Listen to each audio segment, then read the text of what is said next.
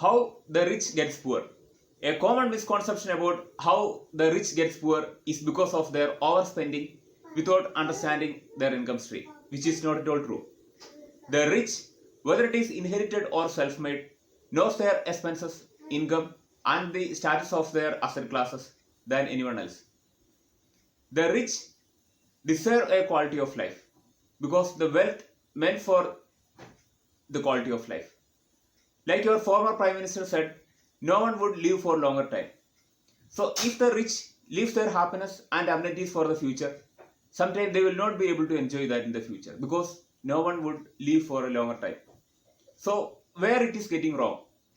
Some unexpected things happening over their asset class, while there is no room left for a strategic comeback. Take the case of a professional with a high-paid salaried job was so concerned about the savings with well-defined goals like children's education, their marriage, retirement life, and about a world tour which he was planning along with his spouse after his retirement. And he was so confident about the potential of the stock market to meet all his needs through that. So he invested all his salaried income in the stock market only. I was so proud about the corpus which he made and the employability of himself. So he didn't even think about an emergency fund as well.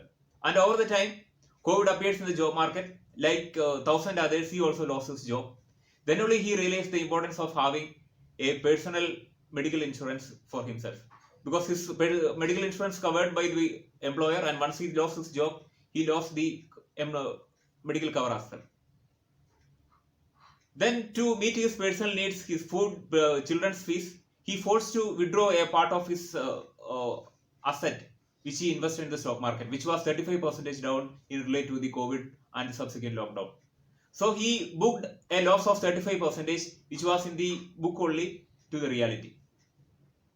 And the factors like lack of income, increased amount of expense, and less chance of getting a job in the near future, and the news about the economy and standstill economy, all these factors forced him to develop a mental base on him to withdraw his investment in the stock market, which caused him to lose almost 30% of his corpus, which he is made throughout his life. And if you are taking the case of landowners who are owning acres of land, were enjoyed a premiership in the society, whether it is socially or financially, but over the time they failed to understand the deteriorating value of the real estate. That's the reason they didn't invested in other class of assets. And over the time, while they meet their life goals like children's education, their marriage, and even their retirement, we might have come across most of them faced a lack of liquidity and crash crunch and ended up in great distress. So all these examples resembles the importance of asset management, the asset allocation in our life. And US Securities and Exchange Commission's reports after their research that the single determining factor in the asset or portfolio returns is the asset allocation. We can see that in the diagram. So from this diagram, what we are understanding is the single largest determining factor or the one and only factor in the asset return in the portfolio return is the asset management. Securities and Exchange Commission in their beginner's guide for the asset allocation gives a wonderful example of a street vendor selling both sunglasses and umbrella at the same time. While keeping the both stock at the same time, he knows that he will not be able to sell it both at the same time. But he doesn't want to disrupt his stream of income, whether it is sunny or rainy. So in this video, we will crack down asset allocation in a way to understand that why it is meant as the most important decision making which we can make in our asset management, and how to make a perfect mix of asset allocation. We can see that in the diagram to understand that how important is a well-diversified asset allocation to protect our asset from the volatility and the downturn. Take the case of an year from 27 March 2019 until 27 March 2020, straight away after the crash related to the COVID pandemic and the subsequent lockdown. Portfolio 1, as we can see here, is 100% debt and given 9.75% return, positive return. No sign of distress, but much conservative, might be not suitable for a normal investor. Portfolio 2, we can see 30% equity and 70% debt. They got a growth rate while Nifty crashed at 24.6%. Portfolio 3, 60% equity and 40% debt, had only 5.64% downturn. Think about this portfolio. If they could do the reallocation against that 6% downturn and rebalance the equity and debt ratio, might have taken the full advantage of 85% growth from March 23rd until the end of 2020. This illustrates clearly that a well-diversified portfolio never the first performer, but also never be the worst. So finding out the correct mix of allocation is the critical step which we can take to make sure our portfolio is going in the right direction, in the right pace, in a way to attain our goals while we inline in our risk profile. So the next step is how to attain this optimal mix of asset allocation. An optimal mix of asset allocation is 100% personal oriented and is different from person to person. So before we move on, we can see which all are the major asset classes. Historically, the three major asset classes were stocks, bonds, cash or cash equivalents. But in these days, most of the investment professionals are considering gold, real estate, commodities, derivatives, futures, and even the cryptocurrencies as major asset classes. So we can see tangible and intangible form of instruments can use to maximize the value of asset class. And there is negative correlation or no correlation between these asset classes. We can take the example of gold, how it acts while the downturn happened with the stock market on March 23rd. The same kind of negative correlation is there between stocks and bonds or stocks with the cash or cash equivalent. So we can find the difference between stocks and bonds and how they complement each other. If a metaphor helps, we can take asset allocation as a car. Stock would act like an engine which would give the power and forward momentum.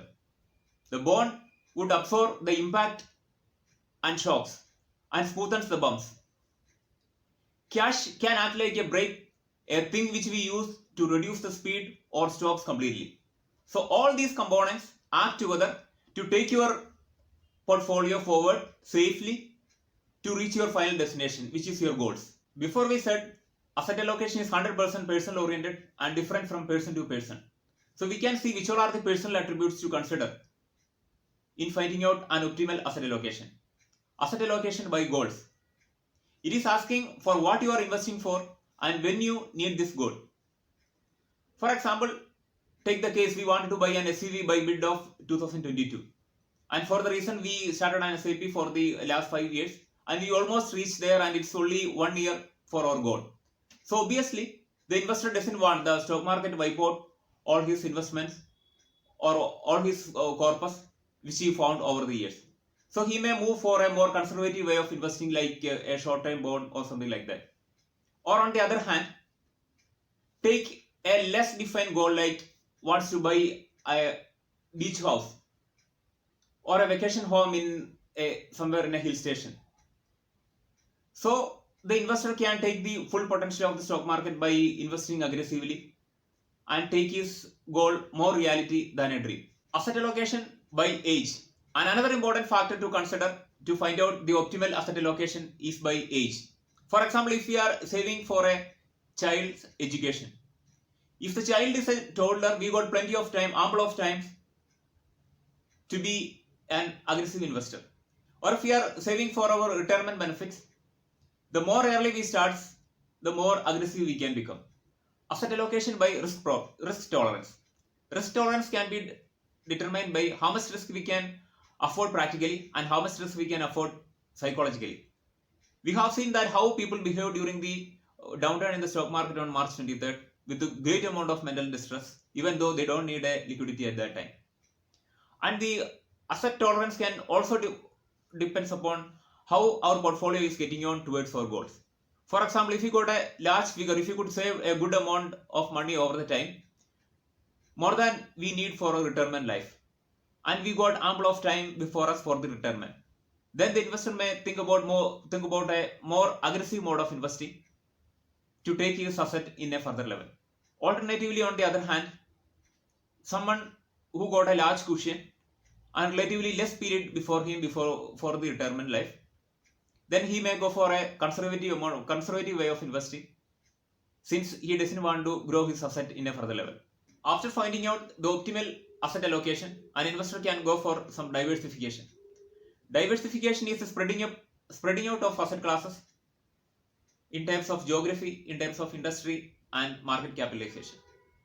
For the importance of geographical asset allocation, we can take the example of Nifty 50 the growth rate of Nifty 50 in the last 10 years, which we can see as almost 9%, whilst the US index NS 500 grown like 14% annually for the last 10 years.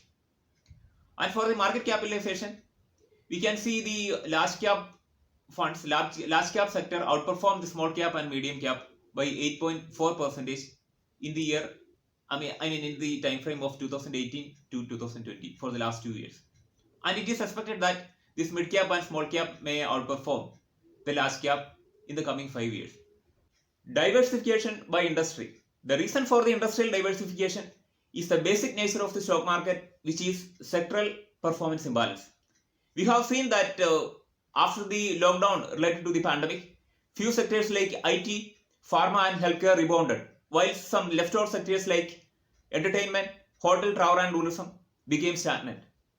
But it is believed that after the rollout of the COVID vaccination in full swing, these are the sectors to take the year 2021 to further level. And one thing which we need to keep in mind is asset allocation is a long-term discipline, not a set it and forget it practice. And obviously we need to think about a rebalancing or reallocation of the fund if there is a change in the risk profile of the investor or the investment profile, like the tax status changes or the cash flow of the investor. So while we reach the end of this video, I believe all of us came to know the importance of an asset allocation in terms of protecting and growing our assets, or the factors which we need to consider in setting out an asset allocation, or about the reallocation as well. So kindly don't forget to share and subscribe my channel. I, Abraham Joseph, signing off until I come with a new video. Thank you.